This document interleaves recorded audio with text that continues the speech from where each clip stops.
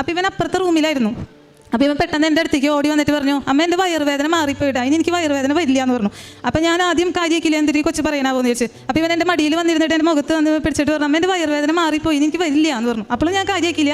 ആരാധന കൂടി കഴിഞ്ഞ് എഴുന്നേറ്റ് കഴിഞ്ഞപ്പോൾ ഞാൻ ഇവനോട് ചോദിച്ചു, എടാ നിനക്ക് എന്ത് തോന്നി ഇങ്ങനെ വയറുവേദന വരില്ല എന്ന്. അപ്പോൾ ഈ വേദനയുടെ പ്രത്യേകത ഇത് ഒരു തവണ വന്ന് കുറച്ച് നേരം കഴിയുമ്പോൾ വീണ്ടും വരും. അപ്പോൾ ഇവൻ ആ നേരത്ത് കളിക്കുകയോ അല്ലെങ്കിൽ ഭക്ഷണം കഴിക്കുകയോ എനിക്ക് നടക്കുക ആ നേരത്തൊക്കെ ആയിരിക്കും വേദന വരും. അപ്പോൾ ഭയങ്കര ശക്തിയായിട്ട് വേദന വരും. ഇങ്ങനെ കൈ വയറുമ്പോൾ പൊത്തി പിടിച്ചിട്ട് വളഞ്ഞ് ഇവൻ കരയും. അത്ര വേദന ഇവന് വരാം. അപ്പോൾ ഞാൻ അവനോട് പറഞ്ഞേ, കണ്ടോളൂ മോൻ കുറച്ച് കഴിയുമ്പോൾ മോന് വേദന എടുത്തിട്ട് കരയണത് കാണാം. അപ്പോൾ അവൻ പറഞ്ഞു, അങ്ങനെയല്ല അമ്മ അവിടെ ഇരുന്ന് പ്രാർത്ഥിക്കണ്ടായില്ലേ. ആ നേരത്ത് എനിക്ക് ഭയങ്കര ശക്തിയായിട്ട് വയറുവേദന വന്നു. അപ്പോൾ ആരോ ഒരാൾ അവൻ കൈ ഇങ്ങനെ പിടിച്ചാണ്, ഇങ്ങനെ മോളിൽ നിന്ന് ഇങ്ങനെ താഴ്ത്തേക്ക് അവന് തലോടി കൊടുക്കണ പോലെ തോന്നിയെന്ന്. അപ്പോൾ ആദ്യത്തെ തലോടെല്ലാം വേദനയുടെ ശക്തി ഇത്തിരി കുറഞ്ഞു. അങ്ങനെ ആരോ ഒരു 5-6 പ്രാവശ്യം വയറും ഇങ്ങനെ മോളിൽ നിന്ന് താഴ്ത്തേക്ക് തലോടി കൊടുക്കണ പോലെ അവന് തോന്നി. ഓരോ തലോടെല്ലാം അവൻ്റെ വേദനയുടെ ശക്തി കുറഞ്ഞ് ലാസ്റ്റ് അവൻ്റെ വേദന മുഴുവനായിട്ട് മാറിപ്പോയി. ആ നേരത്താണ് അവൻ എൻ്റെ അടുത്തേക്ക് ഓടി വന്നിട്ട് പറഞ്ഞേ, അമ്മേൻ്റെ വയറുവേദന മാറിപ്പോയിന്ന്. അപ്പോൾ ഞാൻ ആകെ ഭയങ്കര അത്ഭുതമായിപ്പോയി. അപ്പോൾ ഞാൻ അവനോട് പറഞ്ഞു, നമുക്ക് വൈകുന്നേരം വരെ ഈ വേദന വരുന്നുണ്ടോ എന്ന് നോക്കാം, ഈ വേദന വരുന്നില്ലെങ്കിൽ മോനമ്മ മരുന്നൊന്നും തരുന്നില്ല കേട്ടോ എന്ന് പറഞ്ഞു. ദൈവനാമത്തിന് മഹത്വം ഉണ്ടായിരിക്കട്ടെ. പരിശുദ്ധ ദൈവമാതാവ് ജീവനോടെ പ്രത്യക്ഷപ്പെട്ട ഈ അൾത്താരയിൽ വന്ന് സാക്ഷ്യം പറയാൻ എന്നെ അനുഗ്രഹിച്ച ദൈവപിതാവിനും ഈശോയ്ക്കും പരിശുദ്ധ ദൈവമാതാവിനും കോടാനുകോടി നന്ദി പറയുന്നു. ഇവിടെ വന്ന് സാക്ഷ്യം പറയാൻ വൈകിയതിന് മാപ്പ് ചോദിക്കുന്നു. എൻ്റെ പേര് സവിത ജോസ്. തൃശ്ശൂർ ജില്ലയിലെ ചാലക്കുടിക്കടുത്ത് കുഴിക്കാട്ട്ശ്ശേരി സെൻറ്റ് മേരീസ് ചർച്ച് ഇടവകാംഗമാണ്. ഉടമ്പടി എടുക്കുന്നതിന് മുന്നേ തന്നെ കൃപാസനത്തിലെ ആരാധന യൂട്യൂബ് ചാനലിലൂടെ കൂടിയപ്പോൾ എൻ്റെ മകനെ ലഭിച്ച ഒരു അത്ഭുത രോഗശാന്തി വഴിയാണ് ഞങ്ങൾ ഇവിടേക്ക് വരാനിടയായത്. ഇവനിപ്പോൾ ഞങ്ങൾക്ക് 3 മക്കളാണുള്ളത്. ഇത് ഏറ്റവും ഇളയ ആളാണ്. ഇവനിപ്പോൾ 7th സ്റ്റാൻഡേർഡിലാണ് പഠിക്കണേ. ഇവൻ്റെ 2nd സ്റ്റാൻഡേർഡിലേക്ക് കടക്കുന്ന സമയത്ത് ഇവനൊരു വയറുവേദന വന്നു. ഭയങ്കര ശക്തിയായിട്ടുള്ള വയറുവേദനയായിരുന്നു. ഇവനെ ഹോസ്പിറ്റലിൽ കൊണ്ടുപോയി ഡോക്ടറെ കാണിച്ചപ്പോൾ സ്കാൻ ചെയ്തപ്പോൾ അതിൽ വയറ്റിൽ നിറച്ച് കഴലകളാണെന്നാണ് ഡോക്ടർ പറഞ്ഞു. അപ്പോൾ അത് കേട്ട് ഞങ്ങൾ ആകെ പേടിച്ചപ്പോൾ ഡോക്ടർ പറഞ്ഞു, ഇത് പേടിക്കേണ്ട, ഇത് വയറുമേ എന്തെങ്കിലും ശക്തിയായിട്ട് അടിച്ച് കൊണ്ടിട്ടോ അല്ലെങ്കിൽ വയറടിച്ച് വീണിട്ടൊക്കെയാണ് ഇത് വരുന്നത്. അപ്പോൾ ഇതിൻ്റെ ബുദ്ധിമുട്ട് എന്തിട്ടെന്ന് വെച്ചാൽ ഇത് ഇവനൊരുവിധം വലുതാവുന്നത് വരെ വേദന ഇങ്ങനെ വന്നുകൊണ്ടിരിക്കും. തുടർച്ചയായിട്ട് മരുന്ന് കഴിക്കണം, ഫുഡ് കൺട്രോൾ ചെയ്യണം. അതായത് ബേക്കറി പലഹാരങ്ങളൊന്നും കഴിക്കാൻ പാടില്ല. ആവിയിൽ വേവിച്ച ഭക്ഷണ സാധനങ്ങൾ മാത്രമേ കഴിക്കാൻ പാടുള്ളൂ. ഇറച്ചി കഴിക്കാൻ പാടില്ല. കട്ടിയിലുള്ള ഒരു ഭക്ഷണവും കഴിക്കാൻ പാടില്ല. ഫ്രൂട്ട്സിൽ ഓറഞ്ചും അങ്ങനെ കഴിക്കാൻ പാടില്ല. അപ്പോൾ ഇവന് ഭയങ്കര ഇണത്തിലാണ് വേദന വന്നത്. ഇവനെ ഹോസ്പിറ്റലിൽ അഡ്മിറ്റാക്കി 10 ദിവസം അഡ്മിറ്റാക്കി 2 നേരം ഇഞ്ചക്ഷൻ ഉണ്ടായിരുന്നു. അപ്പോൾ ആരെങ്കിലും അങ്ങനെ 10 ദിവസം കഴിഞ്ഞ് ഡിസ്ചാർജ് ചെയ്ത് വീട്ടിലേക്ക് വന്നു. അപ്പോൾ ഇവനെ ആരെങ്കിലും കാണാൻ വന്നാലോ അല്ലെങ്കിൽ വീട്ടിലേക്ക് വല്ല വിരുന്നുകാർ വന്നാലോ എന്തെങ്കിലും ഒരു ഭക്ഷണം കൊണ്ടുവന്നാൽ പോലും ഇവനത് ഒന്നും കഴിക്കാൻ പറ്റില്ല. കൊച്ചുകുട്ടികൾക്ക് ആവിയിൽ വേവിച്ച പലഹാരങ്ങൾ അത്ര വലിയ ഇഷ്ടമില്ല. എന്നാൽ ഇങ്ങനെയൊക്കെ ശ്രദ്ധിച്ചാലും ഇവന് മരുന്ന് സ്ഥിരമായിട്ട് കഴിച്ചാലും ഈ ഡോക്ടർ പറഞ്ഞ പോലെ ഇടയ്ക്കിടയ്ക്ക് വയറുവേദന വരും. മിക്ക ദിവസവും സ്കൂൾ മുടങ്ങും. അപ്പോൾ ഞങ്ങൾ വേറൊരു ഡോക്ടറെ മാറി കാണിച്ചു. ആ ഡോക്ടർ ഇതുപോലെ തന്നെ പറഞ്ഞേ. അങ്ങനെ ഒരു ദിവസം ഒരു വിശേഷ ദിവസമായിരുന്നു. അപ്പോൾ വീട്ടിൽ കുറേ നല്ല ഭക്ഷണങ്ങളൊക്കെ ഉണ്ടാക്കിയിട്ടുണ്ടായി. അപ്പോൾ ഇവനൊരു ദിവസം എൻ്റെ അടുത്ത് അടുക്കളയിൽ ആ നേരത്ത് വന്നിട്ട് പറഞ്ഞു, അമ്മേ എനിക്ക് മാത്രം എന്തിങ്ങനെ എപ്പോഴും വരണേ, എനിക്ക് ഇതൊക്കെ കണ്ടിട്ട് കൊതിയായിട്ട് പാടില്ല എന്ന് പറഞ്ഞു. അപ്പോൾ അത് കേട്ടപ്പോൾ എനിക്ക് ഭയങ്കര സങ്കടമായി. അപ്പോൾ ഞാൻ പലതവണ ഇവനോട് ഞാൻ പറഞ്ഞു കൊടുത്തിട്ടുണ്ട്, മോന് വേദന എടുത്തിട്ടല്ലേ, ഇഞ്ചക്ഷൻ ചെയ്യുമ്പോഴുള്ള വേദനയല്ലേ, അതുകൊണ്ടല്ലേ മോനോട് മരുന്ന് ഇതൊന്നും കഴിക്കേണ്ടെന്ന് അമ്മ പറയണേന്ന്. പക്ഷെ അന്ന് എനിക്ക് പറയാൻ തോന്നിയത് ഇങ്ങനെയാണ്, എടാ നിനക്ക് ഈശോയ്ക്ക് മാതാവിന് ഒരുപാട് ഇഷ്ടമാണ്, അതുകൊണ്ടാണ് നിനക്ക് ഈ വേദനയൊക്കെ തന്നെ. അപ്പോൾ നീ അത് ഈശോയ്ക്ക് വേണ്ടി സമർപ്പിക്കുക, അപ്പോൾ നിനക്ക് അതൊരു പുണ്യമായി മാറും. അങ്ങനെ ഇവൻ ചെയ്തോന്ന് എനിക്കറിയില്ല. അങ്ങനെ ഞാൻ ഇവനോട് പറഞ്ഞു കൊടുത്തിട്ടുണ്ടായിരുന്നു.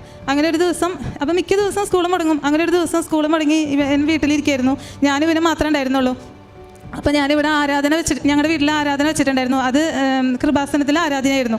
ഞാൻ ആരാധന കൂടിയിട്ട് അപ്പോൾ ഞാൻ ഒറ്റയ്ക്കായ കാരണം എനിക്ക് നല്ലോണം ഇരുന്ന് പ്രാർത്ഥിക്കാൻ പറ്റി. എനിക്ക് കരച്ചിൽ വന്നിട്ട് ഞാൻ കരഞ്ഞിട്ട് പ്രാർത്ഥിക്കണേ. അത് ഇവന് വേണ്ടി മാത്രമല്ല, പല കാര്യങ്ങൾക്കും കൂടി ഓർത്തിട്ട് കരഞ്ഞ് പ്രാർത്ഥിക്കണേ. അപ്പോൾ ഇവൻ അപ്പുറത്തെ റൂമിലായിരുന്നു. അപ്പോൾ ഇവൻ പെട്ടെന്ന് എൻ്റെ അടുത്തേക്ക് ഓടി വന്നിട്ട് പറഞ്ഞു, അമ്മ എൻ്റെ വയറുവേദന മാറിപ്പോയിട്ടാ, ഇനി എനിക്ക് വയറുവേദന വരില്ല എന്ന് പറഞ്ഞു.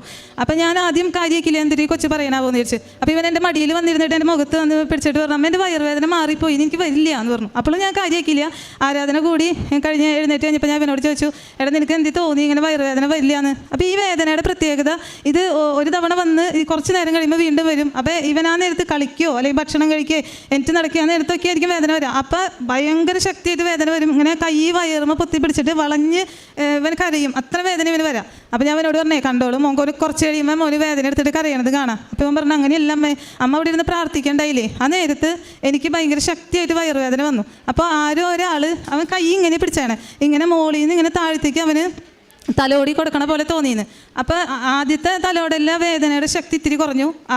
അങ്ങനെ ആരോ ഒരു 5-6 പ്രാവശ്യം വയറും ഇങ്ങനെ മോളിൽ നിന്ന് താഴത്തേക്ക് തലോടി കൊടുക്കണ പോലെ അവന് തോന്നി. ഓരോ തലോടെല്ലാം അവൻ്റെ വേദനയുടെ ശക്തി കുറഞ്ഞ് ലാസ്റ്റ് അവൻ്റെ വേദന മുഴുവനായിട്ട് മാറിപ്പോയി. ആ നേരത്താണ് അവൻ എൻ്റെ അടുത്തേക്ക് ഓടി വന്നിട്ട് പറഞ്ഞേ, അമ്മേൻ്റെ വയറുവേദന മാറിപ്പോയിന്ന്.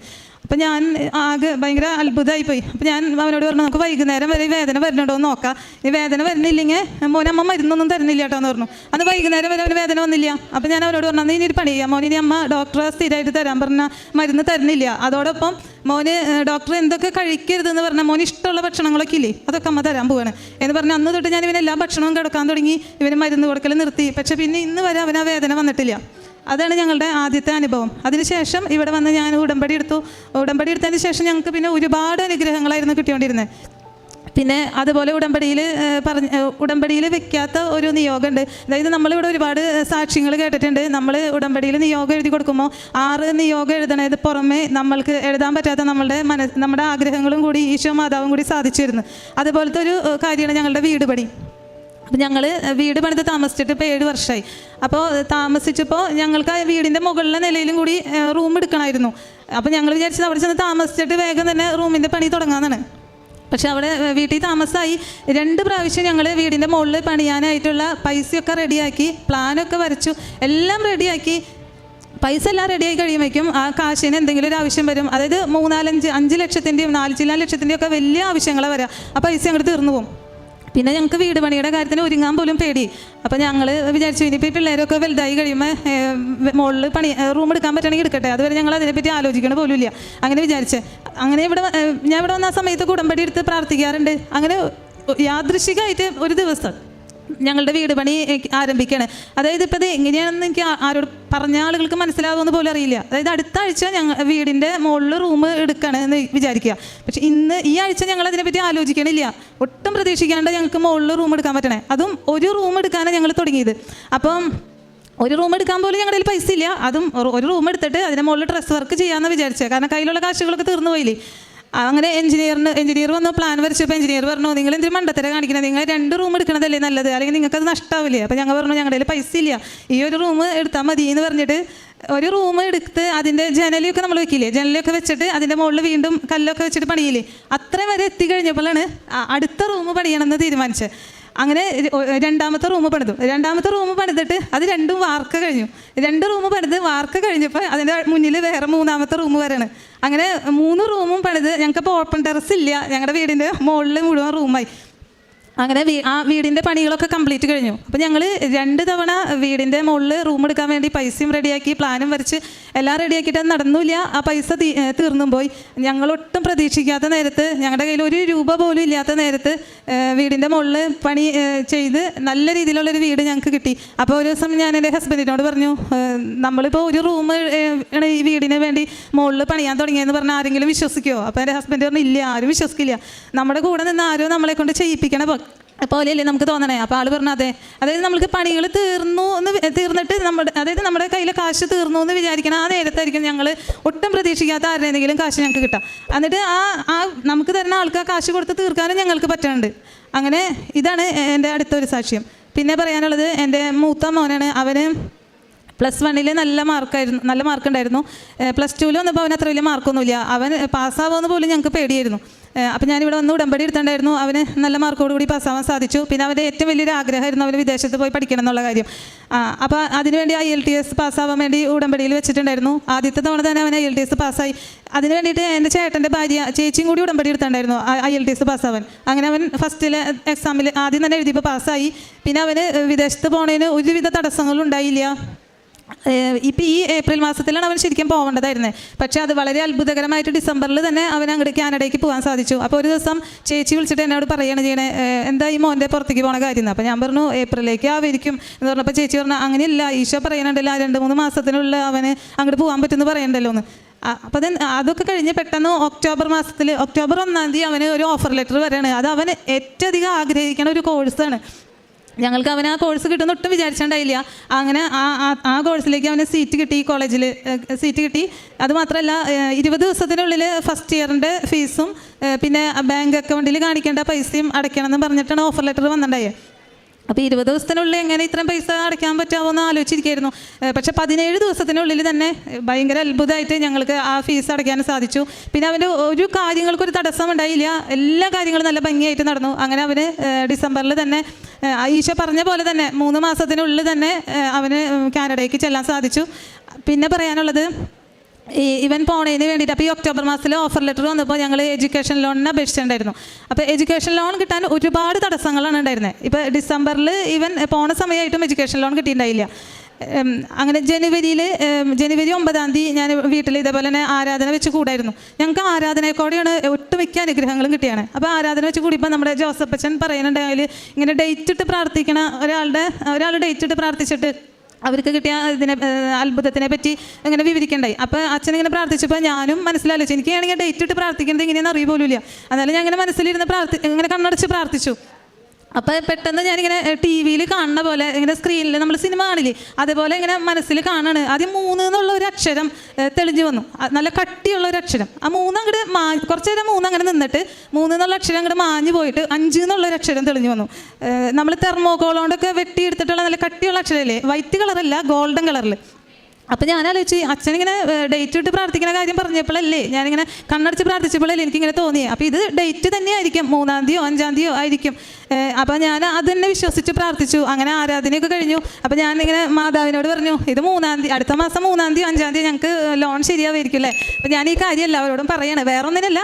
അതായത് നമുക്ക് ഈ ലോൺ ശരിയായി കഴിയുമ്പോൾ എനിക്ക് ലോൺ കിട്ടി കഴിഞ്ഞ് കഴിഞ്ഞിട്ട് പറയാൻ പറ്റില്ലല്ലോ, അത് എനിക്കിങ്ങനെ തോന്നിയിട്ടുണ്ടായിരുന്നു. അതിന് മുന്നേ പറയുമ്പോഴല്ലേ സാക്ഷ്യത്തിന് ഒരു ഉറപ്പ് കിട്ടുള്ളൂ എന്ന് വിചാരിച്ചിട്ട് ഞാൻ മാതാവിനോട് പറഞ്ഞിട്ട് തന്നെ ഞാൻ എൻ്റെ ഹസ്ബൻഡിനെ ഫോൺ വിളിച്ച് പറഞ്ഞു, അതെ നമുക്ക് അടുത്ത മാസം ഫെബ്രുവരി 5-ാം തീയതിയോ അല്ലെങ്കിൽ 3-ാം തീയതി ആകുമ്പോഴേക്കും നമുക്ക് ലോൺ കിട്ടുമെന്ന് പറഞ്ഞു. അപ്പോൾ ആൾ പറഞ്ഞത് എനിക്ക് എന്ത് അങ്ങനെ തോന്നിയെന്ന് വെച്ചാൽ ഞാൻ പറഞ്ഞത് എനിക്ക് ഇങ്ങനെയൊക്കെ ഒരു കാര്യം തോന്നി, ആദ്യമായിട്ടുണ്ടായ ഒരു അനുഭവമാണ്, അത് സത്യമാണെന്ന് അറിയില്ല, എന്നാലും നമുക്ക് മാതാവ് തരുമെന്ന് പറഞ്ഞു. അപ്പോൾ അങ്ങനെ ആവട്ടെ എന്ന് പറഞ്ഞ് ഫോണൊക്കെ വെച്ചു.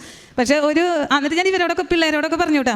ഒരു 2-3 മണിക്കൂർ കഴിഞ്ഞപ്പോൾ ഹസ്ബൻഡിൻ്റെ ഫോൺ വന്നേക്കണ്, ബാങ്കിൽ നിന്ന് വിളിച്ചിട്ട് അവർ പറഞ്ഞേക്കണ് ഞങ്ങളുടെ വഴിയുടെ ആധാരത്തിൽ, അപ്പോൾ ആധാരമൊക്കെ ബാങ്കിലേക്ക് കൊടുക്കണമല്ലോ, വഴിയുടെ ആധാരത്തിൽ എന്തോ പ്രശ്നമുണ്ട്, അതുകൊണ്ട് വക്കീൽ പറഞ്ഞേക്കണത് അത് പ്രശ്നമാണ്, അതുകൊണ്ട് അവർക്ക് അതൊന്നും ശരിയാവില്ല, ലോൺ കൊടുക്കാൻ പറ്റില്ല എന്ന് വക്കീൽ ബാങ്കിലേക്ക് പറഞ്ഞു. അതുകൊണ്ട് ബാങ്കുകാർ ഞങ്ങൾക്ക് ലോൺ തരില്ല എന്ന് പറഞ്ഞ് വിളിച്ച് പറഞ്ഞേക്കാണ്. അപ്പം ഞാൻ ദൈവമേ, അപ്പം ഇത് ഇത്തിരി നേരത്തെ എനിക്ക് എന്തിട്ട് തോന്നിയത്. അപ്പം ഞാൻ പറഞ്ഞേ അതൊന്നും വെച്ചാൽ കുഴപ്പമില്ല, നമുക്ക് മാതാവ് തരും എന്ന് പറഞ്ഞ വഴി മുത്തം തെറിയ പറഞ്ഞേ. അപ്പോൾ എനിക്ക് ആകെ വിഷമമായി, ദൈവം എന്തിട്ട്. അപ്പോൾ ഞാൻ പറഞ്ഞേ അല്ല, എങ്ങനെയെങ്കിലും ലോൺ ശരിയാവും, മാതാവ് ശരിയാക്കി തരും. പിന്നെ ഇനി നമ്മൾ ഈ ആധാരം മേടിച്ചോണ്ട് പുതിയ ബാങ്കിലേക്ക് കൊടുക്കണാവോ അതോ. അപ്പം അങ്ങനെയാണെങ്കിൽ കൊച്ചങ്ങോട്ട് പോയില്ലേ, ഓഫർ ലെറ്റർ ഇനി എങ്ങനെയാണ് കാണിക്കണേ. അത് മാത്രമല്ല അവന് സ്കൂൾ തുടങ്ങി, പിന്നെ ഇനിയൊക്കെ അങ്ങനെയൊക്കെ ആലോചിച്ചിരിക്കുകയായിരുന്നു. അങ്ങനെ ഒക്കെ പ്രാർത്ഥിച്ചൊക്കെ ഇരിക്കുമ്പോൾ അന്ന് വൈകിട്ട് വേറൊരു കാര്യം ഉണ്ടായി മനസ്സിൽ പെട്ടെന്ന്. അപ്പം ഞങ്ങളൊരു വലിയ പറമ്പിൻ്റെ ഒരു ചെറിയ ഭാഗം മേടിച്ചിട്ട് ഞങ്ങൾ അവിടെയാണ് വീട് പണിതേക്കണേ. ആ പറമ്പിൻ്റെ അപ്പുറത്തും ഇപ്പുറത്തൊക്കെ വേറെ ആൾക്കാരും സ്ഥലം മേടിച്ചിട്ട് വീട് പണിതുണ്ട്. ഒരു വലിയ പറമ്പിൻ്റെ നടുക്കിൽ കൂടെ ഒരു വഴി, അപ്പുറത്തും ഇപ്പുറത്തും വീടുകൾ, അങ്ങനെയാണ് ഞങ്ങളുടെ വീട് ഇരിക്കണേ. അപ്പോൾ ആ വഴിയുടെ ആധാരത്തിലാണ് പ്രശ്നം എന്നാണ് വക്കീൽ പറഞ്ഞത്. അപ്പോൾ അന്ന് വൈകുന്നേരം ഇപ്പോൾ പെട്ടെന്ന് എൻ്റെ മനസ്സിലിരുന്ന് ആരോ പറയണ പോലെ തോന്നി, ആ വഴിയിൽ വിശ്വാസപ്രമാണം ചൊല്ലിയിട്ട് ഉപ്പിട്ടിട്ട് പ്രാർത്ഥിക്കുക, അങ്ങനെ ആരോ പറയണ പോലെ തോന്നി. അപ്പോൾ ഞാൻ വിശ്വാസപ്രമാണം ചൊല്ലി ഉപ്പെടുത്തിട്ട്, നമ്മുടെ ഉടമ്പടി ഉപ്പെടുത്തിട്ട് ആരും ചവിട്ടാത്ത ഭാഗത്ത് അരിഭാഗത്ത് അതിട്ടിട്ട് പ്രാർത്ഥിച്ചു. അത് കഴിഞ്ഞ് പിറ്റേ ദിവസം അപ്പോൾ ഞങ്ങൾ 2 ദിവസം കഴിയുമ്പോഴേക്കും പോയി ആധാരം മേടിച്ചുകൊണ്ടിരണം, എങ്ങനെയായിരിക്കും എന്നൊക്കെ വിചാരിച്ചാണ് വീട്ടിൽ ഹസ്ബൻഡ് പറയണേ. പിറ്റേ ദിവസം വേറൊരു അത്ഭുതം നടന്നു. അതായത് അപ്പോൾ ഞങ്ങൾ കുറേ വീട്ടുകാർ ആ പറമ്പിൽ താമസിക്കണമെന്ന് പറഞ്ഞില്ലേ, ഞങ്ങളുടെ തൊട്ട് ഓപ്പോസിറ്റ് താമസിക്കുന്നത് ഒരു സ്കൂളിലെ ഹെഡ് മാഷാണ്. അപ്പോൾ മാഷ് ഹൗസിംഗ് ലോൺ എടുത്തിട്ടുണ്ട്. മാഷ് ലോൺ എടുത്തേക്കണത് ഞങ്ങൾ അപേക്ഷിച്ചാണ് ഈ ബാങ്കിൻ്റെ വേറൊരു ബ്രാഞ്ചിൽ നിന്ന് തന്നെയാണ്.